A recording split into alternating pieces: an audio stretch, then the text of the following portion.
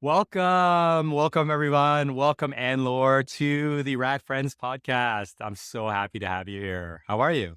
I'm good. Thanks so much for having me. Always a pleasure to chat with you. You've got the dope studio looking good with that fresh bouquet look. So Yeah, finally, I've been treating all of my flats as if I was going to move out in 2 months, and it's the first time I'm finally accepting that I'm probably going to stay here for a while. So I invested into a proper studio. all right, I love that. So tell us, you just were at the Every conference. My friend Dan Shipper and a bunch of other writers and thinkers. You roll into one of these conferences and people go up to you. You're like, "Hi, I'm Anne-Laure Cunff. How do you tell our listeners, how do you spend your time?" Okay, yeah. So by the way, I was very sad that you were not at that conference in person. I know, our one chance to meet in New York. I know, because yeah, for everyone listening, we actually have talked so many times over Zoom with Kay, but we've never met in person. So it's one of my Mhm. life goals. But It right, is the classic Rad Friends ethos where, so many of these like true friendships have been built over Twitter and the internet and Zoom, and we will meet though. exactly. One day, one day. But yeah, so if I was asked at a conference what I do, what I spend my time on, I would answer that I divide my time between three things mainly. The first one is Nest Labs, which is a small business, a platform where we teach knowledge workers how to achieve their ambitions without sacrificing their mental health. The second thing is a PhD in psychology and neuroscience. I'm halfway through. And then the third thing at the moment is writing a book. So, Ooh. quite a few things. Yeah. Needless to say, you're probably a busy person. It's fairly busy. It is honestly the busiest I've been in my entire life, and I don't think that would be sustainable over the very long term. Right now, I'm having a lot of fun because everything I'm doing is so new that it still feels like this very playful exploratory process that does take a lot of hours. So, yeah, I think once I become very familiar with the process of writing a book or doing research, maybe it will lose a little bit of its appeal and it will feel like too much work. But at the moment, it doesn't, which is great. Well, you've given us, by the way, just kudos, you're a fucking badass. That is those three things. You said small. You run an online business, you're getting a PhD, and you're writing a book. So those three things are normally you do one like at a time, and you've taken three. So which actually will be, it's going to provide some ample fodder for the question of, are you following your passion? But we're not gonna talk about that yet. I love this. You said balancing productivity, ambition, and mental health. What is like, what is the challenge that you're in that part of your business, that your readers, that your audience comes to help you navigate? Yeah, so the my audience is mostly made of people who are very ambitious, very creative, and who have at least who have experienced burnout at least once in their lives. And they haven't experienced the kind of burnout that a lot of people talk about. If you Google burnout, most of the results you're going to get are going to tell you about horrible managers that give you too much work, or projects that you don't care about, or values that are not aligned between what you want, what you're interested in, and versus what your team or your company is values. And the type of burnout that a lot of the people in the Nest Labs community have experienced, and the type of burnout I have experienced, is it's because I care too much. I actually Mm, really want to do all of that stuff. And there's almost this kind of like shame of feeling like, why am I doing this to myself? Nobody's mm, forcing me to do this. I don't have the horrible boss telling me mm, do mm. that. And when that happens, you try to find solutions. And currently, most of the solutions that are available, if you do a quick Google search, don't answer that question. Mm. And so it's wow. I mean, you're really getting to the heart. I mean, that's why we're friends on so many levels. Come for the productivity, stay for the existential. We're playing in the same. in the sane sandbox, which is maybe like if I were to be a little more uncouth, it's like, why are we so fucking nuts? Yes. Maybe I should change the tagline on the Nestlab landing Yes. page to that. Why are we so fucking nuts? Right. And I mean, if you look at the questions that we've explored, and so for our new listeners, this is a pilot. This is the fourth episode of the pilot where we have a question, kind of a quasi philosophical question that we explore. And so many of these questions, including the one today, should you follow your passion, tie into this question of like, why are we so fucking nuts? Maybe that should be the name of the podcast. So we had the question, this one's going to be so juicy, with our mutual friend, Carl Richards. Why do we fear being ordinary? Which is probably kind of the other side of the burnout coin, or another side of the burnout coin. The one we just recorded with Susie was, why are we so obsessed with growth? So we kind of get into like capitalism and like the myth of the belief of the individual and the self, all that. With Lawrence, we talk about, is freedom overrated? So a lot of productivity is in pursuit of freedom, but freedom, is like waters, right? You can't like put it in a box and just hold it, right? It's got this ongoing thing. So we're gonna catch up on all of that today. Tell us though, your parents were just in town in Paris, or you were hanging out with your parents, right? Yes. I was in Paris last week, and yeah, it was really great. I feel very fortunate that I can both live abroad in a very international city. I live in London, but I can still jump on a train and be back in Paris and visit my parents very quickly. And that's actually been part of maintaining my mental health. I feel like that I can just go and very quickly recharge my batteries at my parents when I need to. And they're in Paris. They are in Paris, yes. And of They've always lived there. what descent? Where are they from? Or where? My dad is French and my mom is Algerian. Okay. So Yeah, so I'm half and a half. And I did grow up in France, but I visited Algeria quite a few times with my mom. So, and at home, it's always like family from my mom's side coming in. So it's always like speaking Arabic and French. And hmm at Christmas, we have like halal turkey and, hmm and champagne. It's always kind of mixed. It's really fun. I love that. We were joking on WhatsApp that our parents in another lifetime would be friends. There was this like very jovial photo of your dad in a sarong in the rain, just like with a beaming smile. I'm like, that's it. That's my dad energy. I love that photo of your dad as well on the beach and like just like being very goofy as well. Oh So it's yeah, like, I mean, he's doing yeah. Tai Chi. It's not goofy. I mean, I think Oh, it's goofy, sorry. but no, no, he is. He is very goofy. We call him the Cambodian Harrison Ford, because he definitely looks like Harrison Ford. I've always wanted to ask, do you identify, you grew up in France. I grew up in the United States. Your dad's French, your mom's Algerian. Do you identify as like a child of immigrants? I It has changed a little bit actually. When I was a kid, I think because of my mom who's worked so hard to integrate herself in France, because Hmm. she wasn't born in France. Her first language is Arabic. She came to France. She actually struggled a lot with racism when she grew up in France and trying to get jobs and all of that. She even changed her first name from Hmm. Hadra to Sandra, so it would be something that people Ah. can pronounce, and that sounds French. So growing up in that environment, and that's also why my name is Anne-Laure. You can't Mm. do even in France, it sounds super French. She Yeah. went for the Frenchest first name possible. So I grew up just saying I'm French, basically. hmm And then as an adult, I realized how much of who I am basically is the fact that I grew up in a multicultural family where every day I was hearing those two different languages, where I was eating the two different cuisines, where I was wearing miniskirts to go to school in France and then wearing the veil when I was back in Algeria with my family, and being able to navigate all of these different Mm. environments and the different codes and connecting with people who have completely different values. That's such a big part of me that now I do introduce myself, and I do consider that double heritage part of my identity a lot more than when I was a kid. What That's about you, by the way? yeah.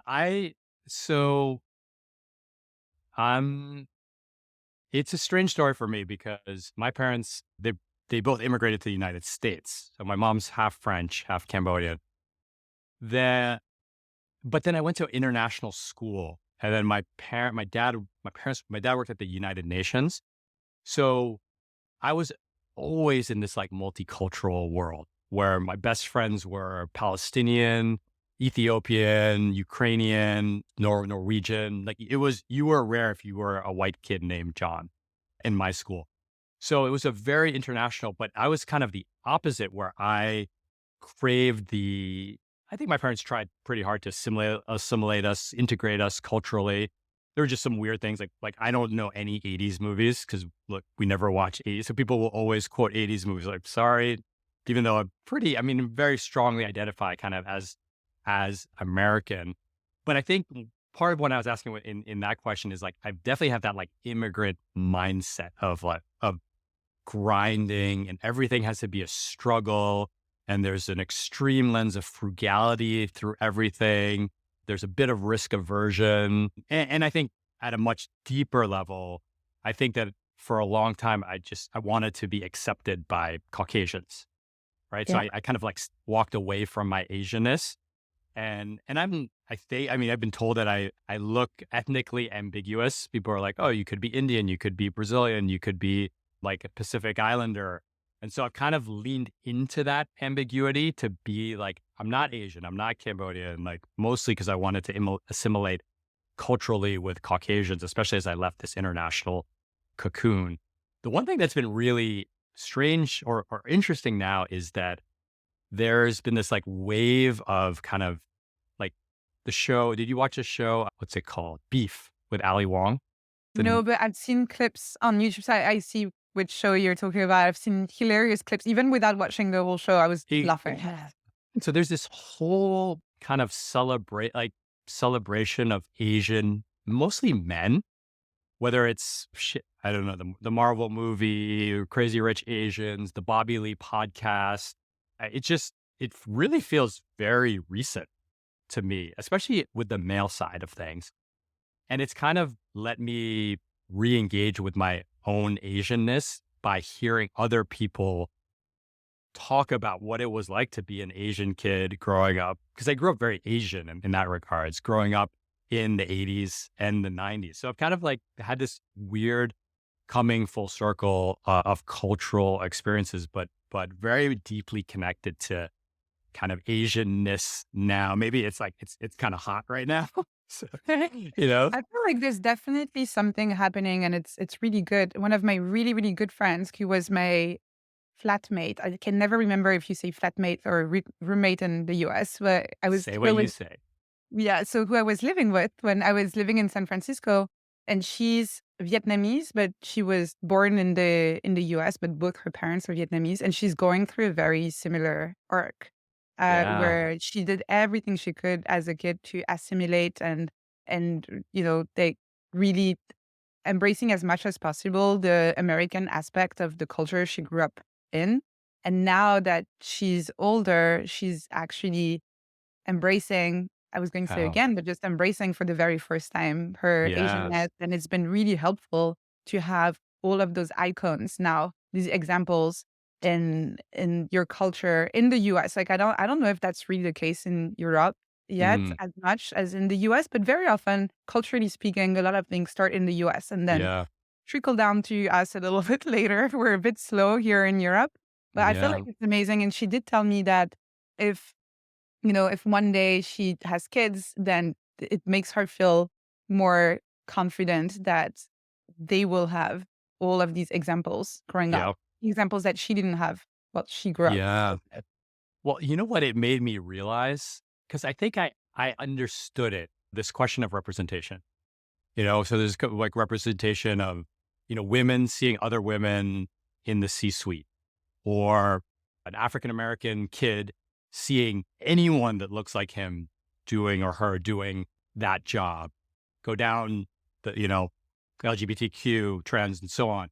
And I guess like stating my bias as kind of a straight cis, Asian male, I haven't had to think about a lot of these issues, particularly in the worlds that I operate in. finance, tech, and so on. But it was when I was hearing, and it's mostly through comedians, specifically a comedian named Bobby Lee, when I'm hearing him talk about she's 10 years older than me, talk about his childhood, just like the candies that they would eat, the way, you would be disciplined by your parents. It's like an A is awesome, a B is like you're bad, a C is like I'm going to kill you. Like the way they talk about grades and all that stuff. It was, it was like, wow, like that person had the same lived experience as I did. And it really just kind of, again, I guess secretly I want to be a comedian, but I don't harbor the desire to be a comedian, but just I could see that it was at one of these moments where like, oh, okay, like I now feel why representation matters, where before it was just a thing that I would read about. Yeah, no, absolutely. I also think that's why these kind of like projects, the podcast that you're running right now, and any kind of space we can create to have those conversations and to give representation to different models of success, different Hmm. approaches based on different cultural backgrounds, different values, and just showing that there is, contrary to what the media showed us while we grew up. And Hmm. luckily for us, thanks to the internet, the media has Yeah. become a lot more diverse now, which is amazing, I think. But when we grew up, there was this very specific model of success Yeah.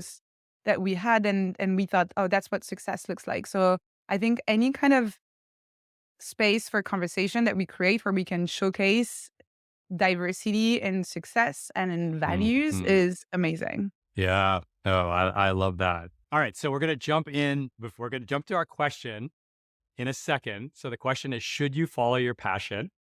But before we do that, I always ask our guests to find like some clip or some meme, something that made them laugh. And so this one is actually going to guide us because passion is a guiding. It's a North Star. It's a compass. So what was the funny tweet that you shared with me before? I'm pulling it. It was amazing. So it was Austin Alred who posted this tweet. And it was basically about this tribe of Polynesian seafarers who basically used their testicles to feel the vibrations of the sea and to navigate in this way, to know how deep the water was in a specific spot, to know how strong the currents were. They could even know how far and in which direction the nearest island was, just feeling the vibrations of the water through the canoe by having a direct contact with their testicles skin with the canoe. And I found this first hilarious, obviously, Yes. but The 12-year also old in me wants to just roll over the floor and start I splash. love that. I was laughing when I read this. And also, once I stopped just stupidly laughing like a kid, I was like, how amazing it is, how connected to their Mhm. bodies these people are, that they can Yeah. navigate the world in this way by direct touch. And obviously, again, like the kid in me was like, ha ha ha, testicles. Yeah. But still, and how different their experience is from the one Yeah. that we have today. And where it made me think about how now to know how stressed we are or how well we sleep, we look at our Apple Watch Uh, to oh. tell us that. And Mm, where our bodies are so amazing and are completely capable of giving us that I information if we know. were able to still listen to our bodies. And Mhm. so I just thought it was absolutely interesting to see this example of people, again, very funny, but fascinating Yeah. how connected to their bodies they are versus how in our modern societies, how disconnected we've become by becoming very super connected to technology. So yeah, Yeah. that was the philosophical aspect of it. And as I thought about the story about Polynesian sea voyagers using their testicles to navigate I love in their that. canoe. Who needs an Apple Watch when you've got a pair of testicles, right? But this is actually gonna be a future rad question is have we lost the ability to feel? Mm, And I think all these wearables, it's like, dude, I know if I slept well. Like, it's pretty exactly. obvious, you know? Exactly. And I do think that it gives us the illusion of control Mm, over our health because we have all of this data and we're like, oh, look, this is looking red. This is going up. This is going down. I know what's going on. Mm. And I don't know if it really helps us regulate how we feel as well as if we were just taking the time to listen to ourselves Mm. a little bit more. So yeah, that was my meme for I you. get. I guess I know. We know your next episode will be around this question of feeling or optimization or quantified self. So we're gonna have you back once we make it out of the pilot. So, all right, we're going to jump into the main event. Our question for today. For those of you listening, if you want to engage with us, so we at RadReads run these group coaching cohorts. So imagine having this kind of conversation with a group of peers, like-minded in life philosophy, career, and so on. So check out radreads.co/coaching if you want to learn more about that. All right. Should you follow your passion? Just gonna hand it over to you and have you kick us off. What is? Yeah, it's an interesting question, and that's why I picked it from your list because it's a question where a lot of people feel like the answer is obvious. And actually, it was super interesting for me to see that you posted the question on Twitter in advance of this episode to see what people would say. And so I scrolled through the answers, and a lot of them not only said, yes, you should follow your Mm, passion, but they said, obviously, you should mm, follow your passion. And it's fascinating. It is always something interesting and something you want to dig in when mm, people think that the answer to a question is obvious, because very often it actually isn't that obvious. mm. Yes. And so, should you follow your passion?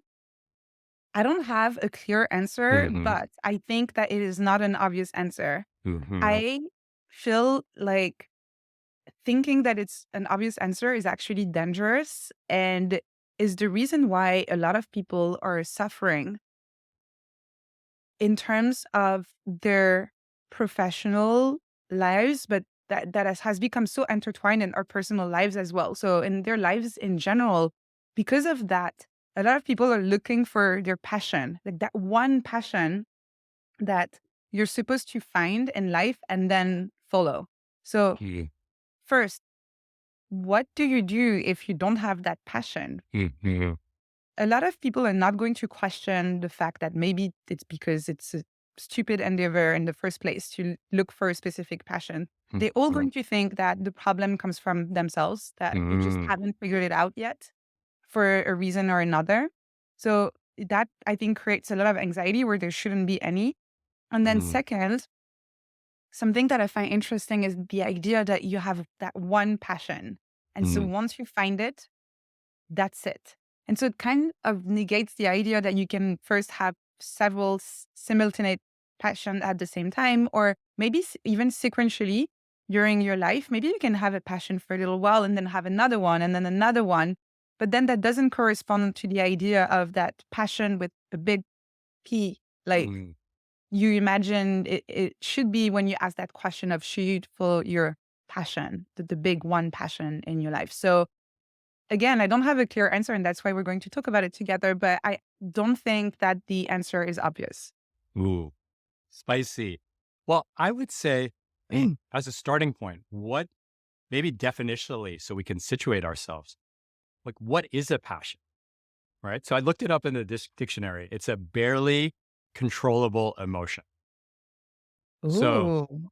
so should you follow your barely controllable emotions, right? I mean, the interest in my mind, when I heard that, I didn't think of an emotion. I thought of it as an activity or a series of activities versus a feeling, right? So that's an interesting one. But Doesn't it come though from, because the way you describe it, I think of when we talk about, I don't know if you say that in English as well, but in mm, French we say the equivalent, if I translate it literally, it's crime of passion. okay, crime of You know passion. what I mean? Like Yeah. when a lover finds their spouse Mm, with someone else and they kill them both. got it. And you get, it's not a regular homicide. It's a crime of passion because Mm, they could not control themselves. And so I feel mm, like passion has all of those different definitions. yeah, And so in interesting. that sense, no, don't follow your passion. If you Yeah. have a very strong emotion that you cannot control, maybe take a deep breath and think Yeah. about it. No, it's Um, yeah. yeah. Sorry, I cut you off. No, and I was just going to say that there's also this other. I was thinking more of the second definition of passion, which also is actually kind of related to the one you shared, but it's this thing that you almost cannot control. You really want to do it. Is the kind of project or work or Hmm. hobby or whatever it is or knowledge that you want to acquire where you just can't you can't stop yourself. You just want to do Yeah. more. You want to make more. You want to learn more. And so it's very interesting. I never thought about it this way, but there is an aspect of not being able to control it. Yeah. So let's do a speed round. What would you say are your passions right now? And are you following them? I've always had a hard time answering this question because that's why I picked it from your Yeah. list.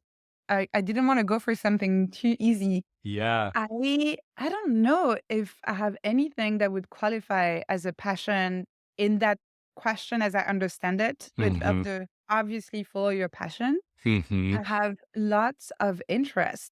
Okay. So we got passions versus interests. Yes, I don't think there's anything I'm doing right now that feels absolutely uncontrollable and where like I love writing. I absolutely love Hmm. writing. It's one of the activities where I don't need anything to get myself in the flow. I Yep. just open the Google Doc and I just disappear and people can talk to me. They can be loud music around me. Anything can happen. The house could be on fire and I'm just so focused on what I'm writing and I just love it. But if you told me tomorrow you cannot write anymore, Hmm. actually maybe it is a passion. I would be really Yeah. sad. Yeah, Yeah. yeah, no, Okay. okay. Maybe writing then, writing. So if something that you do that if it was taken away from you, you would be really upset, right? That's kind of like the crime of passion, right? It's like you Yes. kill the person who took your lover, I guess. Is that? Yeah, exactly. Yeah, I think if someone walked in and was like, "You cannot write anymore," Hmm. I would commit a crime of passion. Yeah, so writing Okay. would So be one, actually. Yeah. writing is a What about passion. you? I would say I'll answer that. I'd say one of the definition that kept coming up was Mm. this kind of you'll see it in different ways, like kind of in Julia Cameron, the artist way, where it's what brings you childlike wonder. That's kind of an interesting Mhm. question. For me, I say what brings you aliveness, which is I think is a form of uncontrollable energy. I think another thing would be something I think Corey Wilkes said something that you're constantly dreaming about or thinking about. Yeah. So it'd be an interesting. So it's just cool that like I think that we have all these words like career, passion, happiness that we just throw them around like we all know what they mean, but we actually don't know. And that's why you and I are writers is because you could take a word like career and deconstruct it into its some parts. So what are my passions? I would definitely say surfing. And so I would say I get an aliveness. I'll use my definition. Aliveness, a barely controllable emotion when I'm doing physical activities, when I'm kind of lost in them. So I surf pretty much every day. I do yoga a couple of times a week. I weight lift. I might learn Muay Thai or some kind of martial arts. So like those things, but I could only do them for so long, right? I don't want to surf for 5 hours a day. I want to surf for an hour a day, right? So that would be one thing, this kind of aliveness that comes from movement. I would say another one for me is creativity or creative expression. And so I get really fired up. Again, aliveness. Again, I keep coming back to that word when I do creative projects. So this is a creative project. Writing is a creative project. When I was doing the Instagram reels for, whatever, 200 days, that was a creative project. Listening to music. So kind of create dressing. Those are all kind of creative expression brings me aliveness. I'd be lying if I didn't say money to some extent, or maybe not money, but games. Mhm. So kind of intellectual games where Wall Street being, I don't know, it's the ultimate intellectual game, but it's an intellectual game where you can kind of have winners and losers. I think this is a dangerous one for me and maybe for others, but definitely for me, because I then take Wall Street, like the game of Wall Street, into like entrepreneurship or writing a book, and everything becomes a game/competition. So games is probably an unhealthy passion. And there's something, I don't love this word in this context, but love or kind of human connectiveness, people, like being around other people. So those are kind of like that's how I would think about passion. And so if you took my old job, I followed and I think passion is also non-stationary, meaning it changes over time. I think if you took my initial career, it was passion around like winning that game and playing the game. And, I was dabbling with other stuff. But now I very much am following. It's almost like a litmus test of, am I going to do anything, including this podcast, right? I didn't want to do a regular podcast where I am interviewing an author, but you know what I mean? The book circuit podcast, the Tim Ferriss style. I just didn't want to do that. That didn't bring me that sense of aliveness. But this captures this kind of creativity and human connection and love and all that. So that's kind of where, and the interesting thing is that like family is, two things that are not in the list of passion is family and like making the world a better place, like a social justice or issues. So I don't know, I don't think that's how most people would answer the question, but what do you think? No, that's a good answer. I was just thinking when I was listening to you talk that it was interesting how you mentioned how you cannot surf for more than 5 hours. And I think it's the same for any kind of passion. And you're like, it fires me up. And it's just the vocabulary is really interesting. It's like, it's as if your passion almost consume you and you have just so much to give to your passions in a specific amount of time, maybe in a day or in a week. And then you also need non-passion time, like time that is maybe a bit, more restful or maybe less generative, that requires less energy. Because if you're passionate about something, you're probably going to give it everything.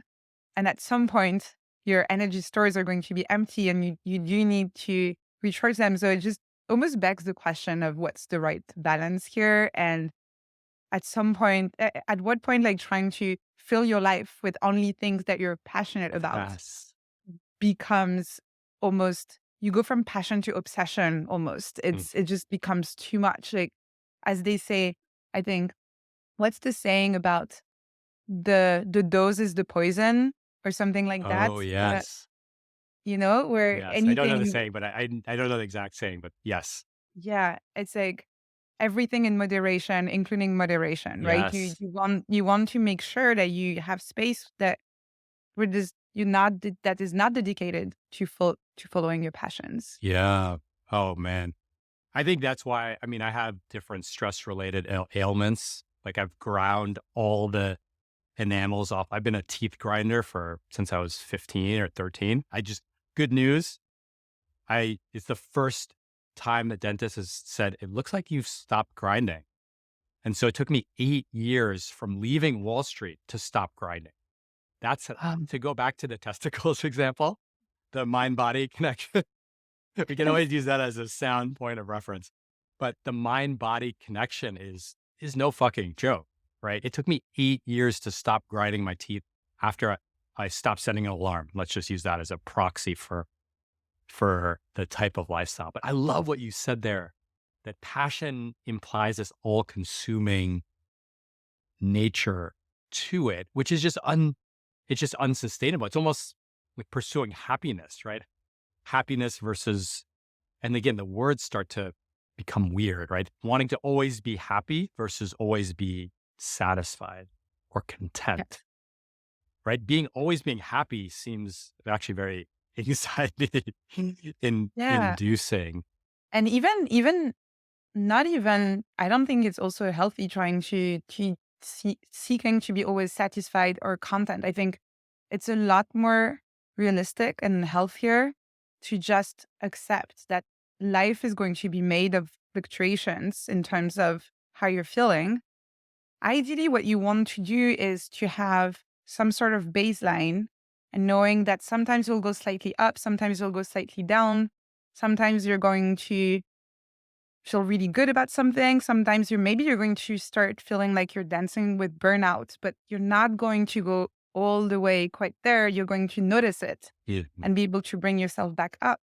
And as long as you can keep on doing that little dance, this oscillation over the long term, you'll be fine. But if your goal is to stay too close to that line, that always having the straight line and always being constantly perfectly happy or content or satisfied, you're probably actually going to end up feeling really anxious all the time Mhm. because it's an impossible state to reach and to maintain Mhm. at all times. And you're not making, to go back to this space for feeling, you're not making space for, like, we're humans, we're going to have emotional volatility, right? That's just by definition who we are. And if you're always trying to regulate it to some tight mean of contentment or happiness or so on, it reminds me, actually, Johnny shared in that post, Elizabeth Gilbert Mhm. definition of passion. So there's the jackhammer, which is you pick a thing, like I'm a writer, and you jackhammer, and it's just like you just constantly pushing downwards, using all your force. It's really violent, kind of pushing things, like really, aggressively pushing stuff out of the way, destroying things in the process, loud, like chaotic, and so on. And then there's the hummingbird approach. And the hummingbird is kind of a grazer of sorts and an explorer driven by, my words, not hers, kind of some kind of maybe I'll use my word, a pull for aliveness, pulled from one flower to another flower, spend some time there. And the interesting thing about the hummingbird is that they're actually cross pollinating, because they're taking one thing, pollen from one flower and bringing it to the other flower. So they're actually merging these two passions, interests, to create a meta a meta interest of sorts, in the sense that you have this passion around mental health and the internet and writing, and you're tying it together in a PhD and in a book, right? You're not just following the passion of like being a writer, although I guess we established that that was your passion. So yeah, do you see yourself as a jackhammer or Oh, as yeah. a hummingbird? Absolutely a hummingbird. Um, And that's what I mean. Like, even like when I was like, yeah, I guess that's a passion, I still Mhm. don't, I would never say, if people ask me, what's your passion? I would never say writing out of the context of this conversation where we had all of the background around it of defining what a passion is in that very specific context. In general, again, I do think that I have lots of different interests. And it feels like I'm constantly discovering my passion Mm. versus following a specific passion, if that makes sense. Yes. Say more about that. So it's basically it just the way you explained it of following different interests, not necessarily passions, and then connecting them together and discovering new paths, new connections, new ways to play with ideas that are new. There's really something that feels like building your own sandbox or your own playground. And it's a very childlike experience of almost grabbing an idea or a topic of interest, following a path and being like, "Well, what happens if I take Mm. this thing and Yeah. I I just, use it, like connect it to this other thing. What happens if I do that? What happens if I take this question, but I look at it from the angle, from this different perspective, from a different maybe school of thought or from a different industry? How would they look at that question, etc.? And so you never look at any of these topics or these areas of research in my case and say, oh, that's my passion. I'm so passionate about this. But all in all, I think if you look back again at the definition that you gave earlier of this uncontrollable need to keep on playing with the thing or just like engaging with the thing. This very nebulous, like this ball of yarn with a bunch of random ideas, like that would be the thing I'm passionate about because Mm. that's what I'm excited to play with every morning when I wake up. And that would be my passion, basically. And I'm just constantly discovering it and reshaping it. And it doesn't have this linear feeling of having this one passion I'm following it where I know where I'm going. Yeah. I think as we're talking this through, I think I think what people hear when someone says follow your passion is follow your interests. Mm. So people might hear follow your passion and like, oh, I love surfing. And so can't be a professional surfer. Most people can't be the professional thing in their domains, especially not in sports. So then the next question is, should I start a blog, or should I become a journalist or should I become a coach, or should I go work on the management team? Should I manage a surfer? Should I go work at a surfboard company? I feels like that's I think that's what, I think if I try to put on my layperson's goggles and someone says, follow your, the graduation speech, follow your passion. I think they're saying, follow your interest. And it's interesting with my daughter just graduated kindergarten. And so they go to they had the little presentation. When I grow up, I want to be a teacher, a dad. And it's basically teachers, athletes, vets, fire, police, not very few astronauts these days. Space is not cool anymore. And so I think that the follow your passions is your follow your interests, but it's that same question that you asked the kindergartner at 18 years old or 21 years old. And they're like, all this time, I love animals, but I don't think I want to be a vet. But then I think I suspect what happens is that they love animals, but they don't want to be a vet, or it's not economically possible to be a vet. They might live in London or New York. They can't have a farm or anything. And so they completely close the door on their love for animals. And the love for animals either takes a back seat, or then when they try to bring it in, they try to put it on this pedestal that it will bring me so much happiness. Because, one of the things, like, what was the thing you dreamed about when you were a child? It's like animals and being a vet. And so I feel like there's this kind of jujitsu that's happening where it's like, do this thing. I think that's the thing. It's like, is it the interest or is it the emotion? Because if it's the emotion transcends interests, but the interest doesn't transcend interest. Yeah. And in what you're describing, there's also a being and actually doing. Mm. There's being a vet versus spending time with animals, like which would be more the doing, taking care of animals, the doing, being a vet. And in the same way, I don't know if that's still the case, but a few years ago, the number one job or profession that kids mentioned when you asked them that question was YouTuber. Mm-hmm. It's gone up since. Okay, well, amazing. I do think it's an interesting job, but in the same way that kids used to say astronaut, it's a status-driven answer rather than a being, an identity-based answer. I want to be a YouTuber. I want to be an astronaut. I want to be a vet versus I want to take care of animals. So I think this one is pretty aligned because I think actually kids understand what a vet does versus other professions where I want to be a YouTuber.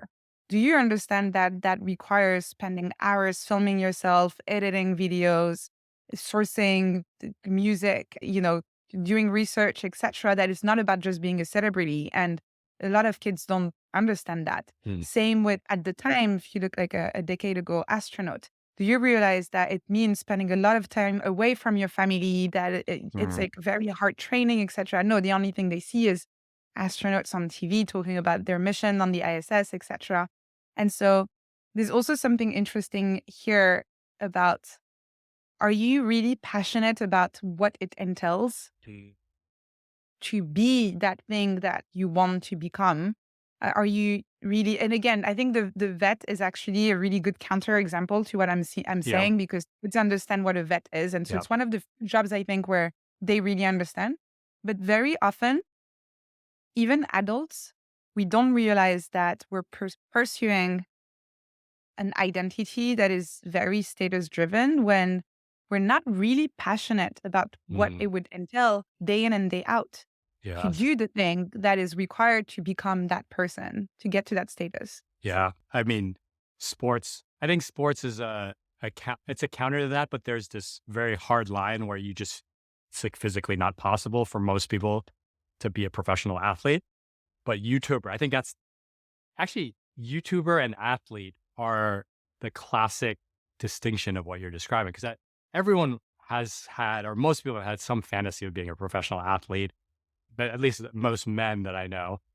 And, but then you think about like an average NBA player, they're on, they make good money, probably $1 million a year, but every 3 years, they change teams.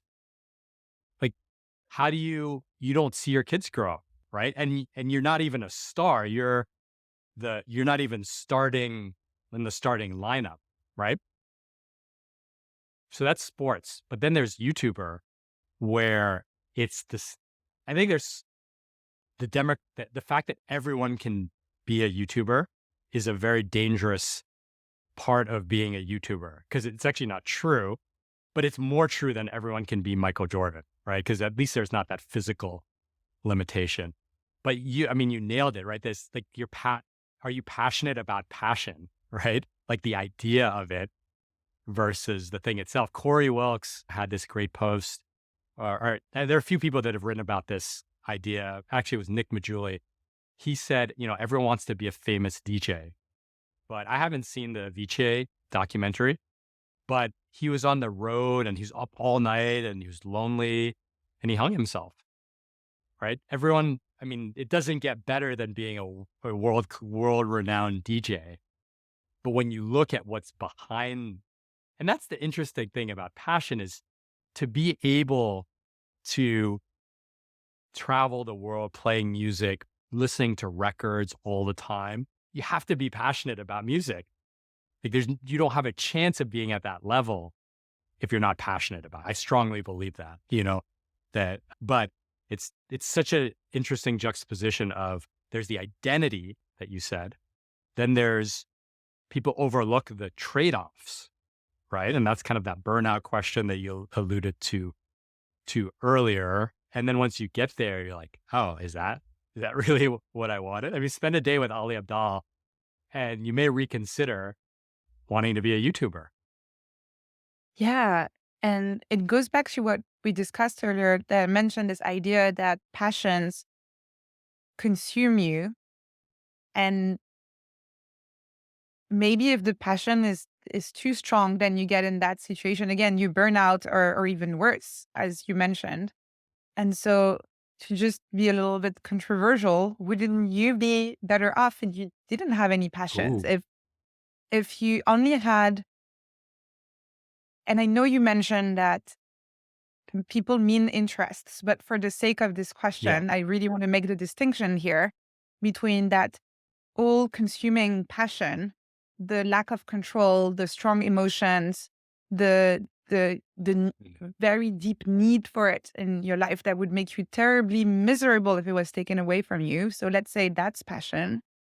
And then on the other side, interests, things that you're super curious about, that bring you joy, that you're really excited to explore. But really, if tomorrow someone tells you you cannot play with that thing anymore, you'd be a bit sad, a bit disappointed, but you'd be okay. Mm. And so with those definitions, Ooh. maybe it's better to not have any passions. I don't know. I don't know if that's true, but I just wanted to ask you, what do you think? I think it comes back to this question of him, these kind of overachievers, ambitious people. We're going to take an introspective turn here. I think that many people, and I'll put myself in this category, who are very driven and very motivated, it comes from a sense of lack. So like they don't feel like they are inherently good or inherently enough. And so I don't think it matters whether it's passion or interest or all of that. The starting point is broken.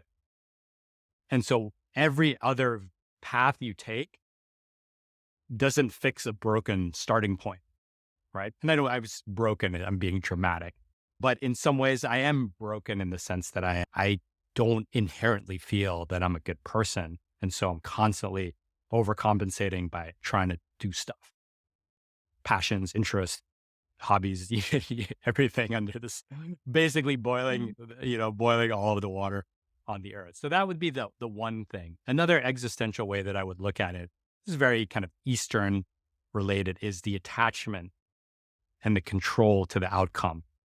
So I think that there's a passion. You could be passionate about getting interesting people together and having conversations, or passionate about writing a newsletter. But the minute you start becoming attached to the outcome, how many people read it? How much money did I make? How many people shared it? How many downloads did this get? You start to get into that unhealthy place. So it's almost like passion without attachment would be okay. I don't think it's the passion in that case that causes the burnout.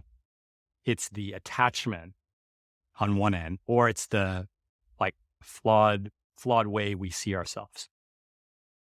Yeah, it's actually very similar to burnout, where a lot of people have this misconception that burnout comes from too much work, when really it comes from the quality of the work, what type of work you're doing, and a lack of alignment Mm-hmm. between what you value and the type of work that you're working on. And in this case as well, what you're saying basically is that it's not about being too passionate or too obsessed about something.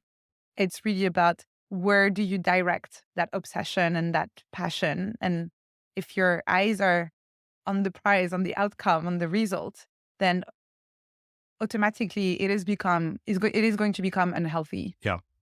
Yeah. Yeah. That's what I think. I don't know.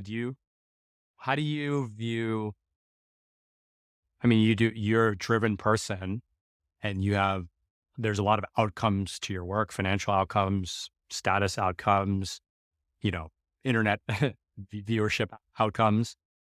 How do you look at how's your relationship to the outcomes? I definitely can almost, if I was a little bit more data driven in the way I manage things, which I'm really not, I would most certainly find a correlation in between the times I started worrying a little bit too much about the outcome and when I started getting very close to burnout, for sure. And as soon as I managed to just take a little step back and refocus myself on the process and the joy that it brings me versus what the outcome is going to be, it always helps me rebalance my mental health and get back into a good place.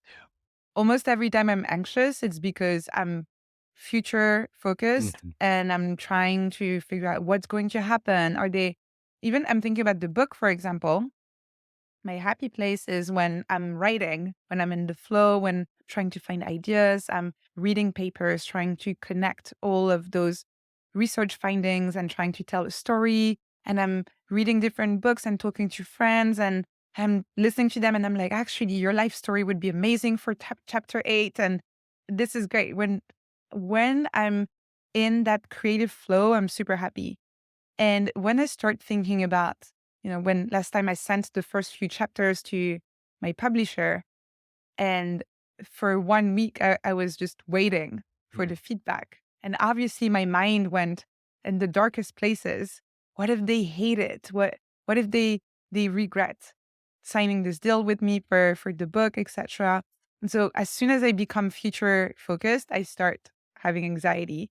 And as soon as I remember, it's not in your control, actually. You're just doing the thing and you're doing your best. And actually, the more fun you have, usually the better work you Mm. produce. So just focus on the present moment. I know it's something that we keep on repeating, Yeah. but I do think that it is so important. It's such a good way to make sure that you direct your passion where it's going to be the most fulfilling for you. And again, if you want to use the word passion when I'm not even sure that that's Yeah. the right thing to use. Yeah. Have you read The Power of Now by Eckhart Tolle? I haven't, but I've read enough Ex- articles that mention it and so many posts that I have a pretty good idea of.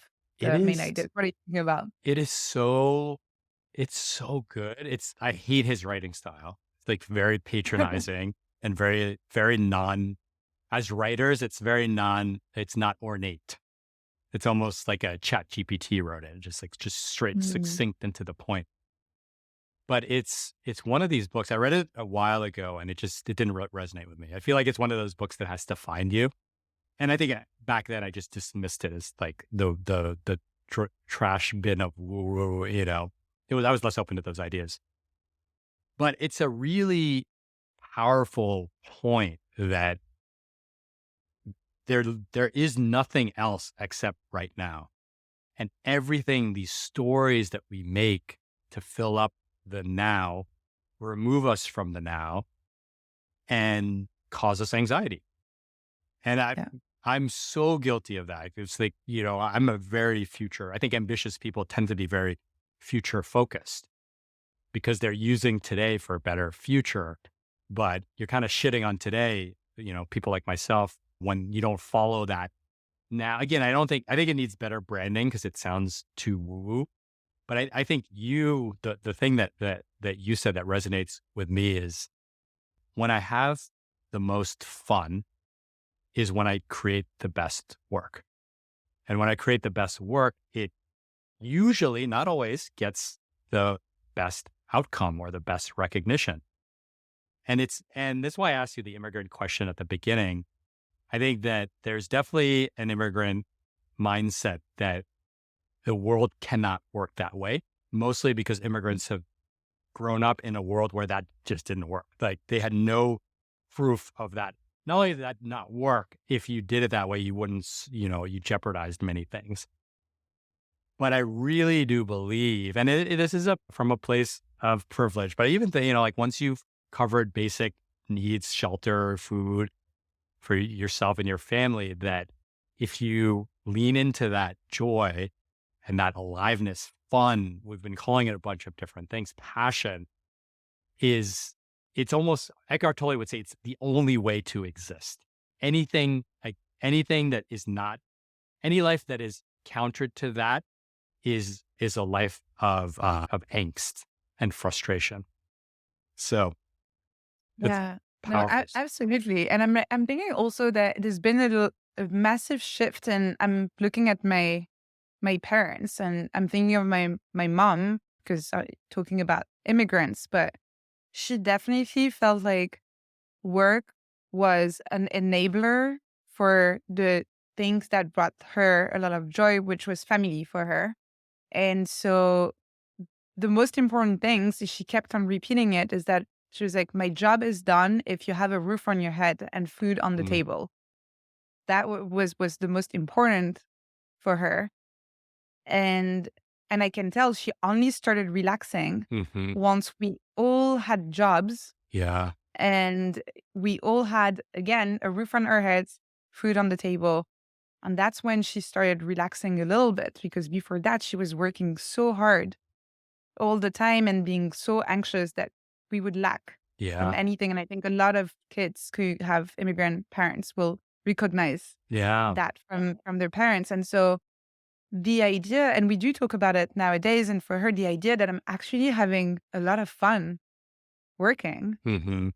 it's so foreign to her. And she understands it because we've talked about it a lot, and she's so happy for me. And you can tell that she's so excited to see that things are changing and that her kids get to work on stuff that they love. My brother also started a company. He's a developer. He's having so much fun doing this.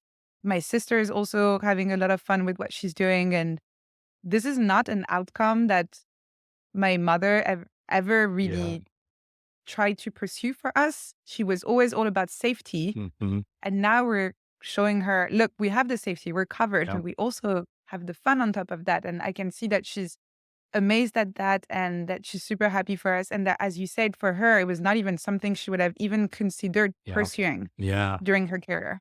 It's beautiful to that just the story is beautiful. And the fact that you get to show your mother that, like, everything that you did is leading us to here. I'm actually, as you're saying it, I'm actually thinking of Maslow's hierarchy, where it's just like, which I think you would, I'm sure on your blog, there's some flaws to that methodology, but, There is. safety and, safety and shelter are like the bottom two layers. The third layer, I believe, is love and belonging. And then I Mhm. forget what the top two are. The top one's It's self-actualization. self-actualization. And then there might be one below that, I think.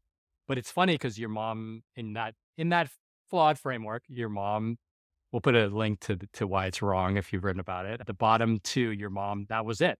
And I think that's a very classic immigrant story, is that don't even fucking worry about level 3, 4, and 5 until you got 1 and 2 for you and your kids covered, right? And here come the kids. Because of that, we get to 2 and we're like, give me 5. I'm 22. I want 5. I don't want 2. I don't want 3. I don't want level 3. And I think it breaks my heart often that a lot of parents never then go back for themselves to get to 3, 4, and 5, because all they knew was 1 and 2, right? Like the base Yeah, yeah. levels. But then there's also this beautiful moment that your mom, and it sounds like your mom is exploring those. And there's the bonus of seeing it through her children. So I don't know, there's just so many moving parts in that. Yeah, and to your point, I think, and I realize that it's not always the case that you have a good enough relationship with your parents that you can do that. But for those who do have a good relationship with their parents, I think it is one of those things where most of the education you got from your parents came from teaching by example and just like showing you their principles, etc. And I feel like there's something beautiful when you get a bit older to reverse a little bit the Mm, situation and become the teacher yourself. yes. And the same way they helped you grow, to then help them grow as well, so they can keep on learning about themselves, about what they like, etc. And showing them also that there are different ways to do things Yeah. than the ones that they've known. So yeah, I guess for people listening, like try and teach something new to your parents. I think this is an amazing thing to try and do. Yes. Oh, beautiful, beautiful. Oh, wow. So I think that's a good note to wrap us on. What do you think? Where do you think we landed? Should you follow your passion? I think that I'm a little bit more open to the idea of passions at the beginning, but just make sure that you know what you're following. Mhm. Because very often you think you're following your passions, but you're following something else. Yes. Yes. And I think to me, just that the whole exercise, like, is it an emotion? Is it an interest? I think that's I never thought about it that way until, we work through it. So anyone being told to follow, think about the words that you're using. Like, what does that mean? I mean, the dictionary definition wasn't particularly satisfying. So we kind of had to extrapolate into, what we think it means. And then when you get to follow your interests, it's a very different conversation, which I suspect that that's what most people are saying in that conversation. So, oh, this was amazing. Thank you so much. I can't wait to do this again. And again, this is an example where I've been like resisting looking at any of the metrics. I told my team and my friends, I'm like, podcast, don't even think about anything till you've done 100. I mean, it is one of the worst mediums for escape velocity, because there's no variety, there's no variety in it. So you've got to it's actually a great example. If you want the outcome of a podcast, good fucking luck. You need it's not a coincidence that Joe Rogan has 1,900 episodes, right? So yeah, so with that, but I do, yeah, what I was going to say is that I'm following the fun, I'm following the creative expression, I'm following the philosophy, the pursuit of wisdom. I wouldn't say that that's a passion of mine, but it's definitely an interest of mine, is the pursuit of wisdom. And so to get to do it with you is incredible. And using, floating whimsical testicles as a guiding as a guiding compass is, the the way to go. I always ask because we've been in this creator game for a long time now. So there's multiple generations that have emerged since us. Who is a creator, writer, thinker that you want to shout out that our listeners should go check out? Yeah, so I recommend to go check out the work of a creator called Alisa X. Really? And she's on Twitter. I don't remember her handle, but Oh, blank. they put it in the link. Yeah.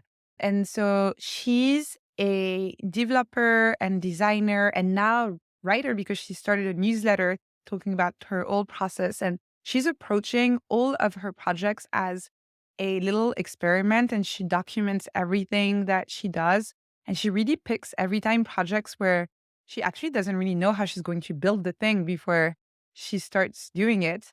The result is always absolutely amazing, but the most fun part is following her as she tries and figure it out. And she's so candid. You were talking earlier about, you know, being vulnerable and just like sharing everything that's going on behind the scenes. And that's exactly what she's doing. And she's quite young compared to us, probably at least 10 years, maybe 15 years younger than us. And she's just a shining example of what the new generation is going to create. So I highly recommend checking out her work. Oh, I love it. And where can people go find your work? My work, just go to naslabs.com and you can sign up to my newsletter, which I send every week, and where I talk about just those kind of topics, but probably a little bit more from a neuroscience perspective than philosophical perspective, but still like those kind of topics around mindful productivity, ambition, creativity, etc. Awesome. Well, thank you so much, Anne-Laure. And thank you, listeners. We are excited to see you in the next conversation.